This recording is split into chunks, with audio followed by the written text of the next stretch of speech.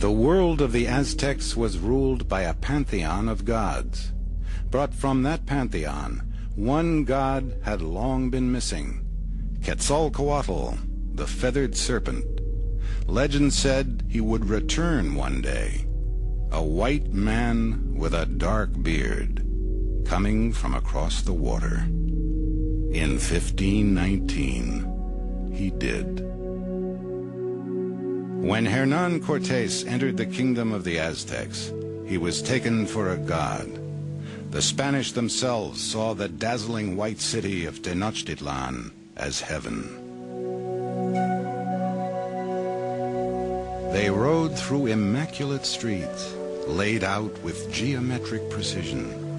Fresh water flowed into the city along an aqueduct 6 feet deep. Vegetables flourished in terraced fields. Flower gardens perfumed the air.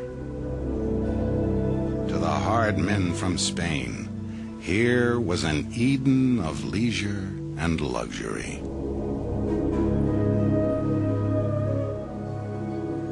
When we beheld that broad causeway running straight and level to the city, we could compare it to nothing but enchanted scenes.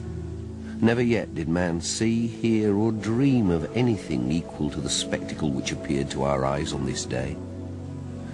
I thought within myself that this was the garden of the world.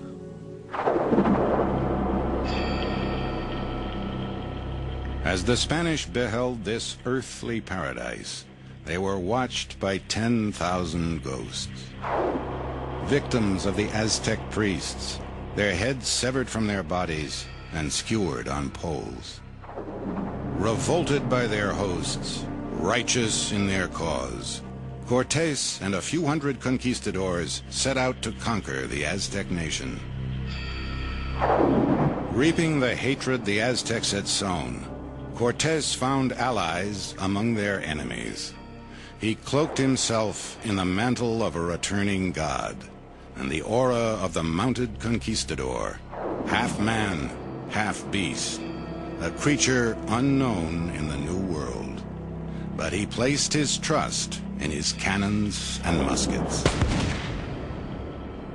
The Spaniards came in battle array. The dust rose in whirlwinds on the road. Their spears glinted in the sun and their flags fluttered like bats.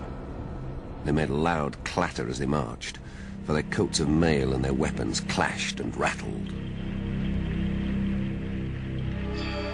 Taking Moctezuma hostage, the Spanish settled into Tenochtitlan.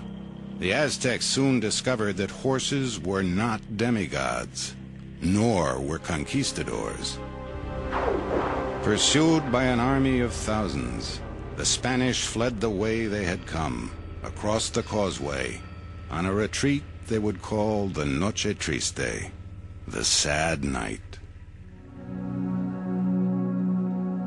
I'd taken part in many battles, but up to that time, when I saw the cruel deaths inflicted on our comrades before our very eyes, I'd never felt such fear.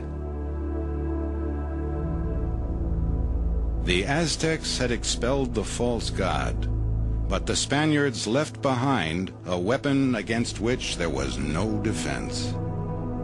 House by house, Tenochtitlan was ravaged by smallpox. 2 years later, Cortés returned.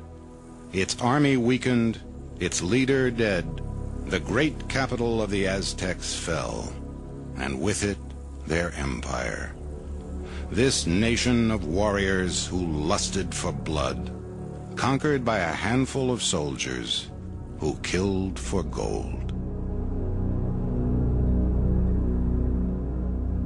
Broken spears line the roads. We have torn our hair in our grief. The houses are roofless now, and their walls are red with blood. Worms are swarming in the streets and plazas, and the walls are splattered with gore. The water has turned red as if it was dyed, and when we drink it, it has a taste like brine.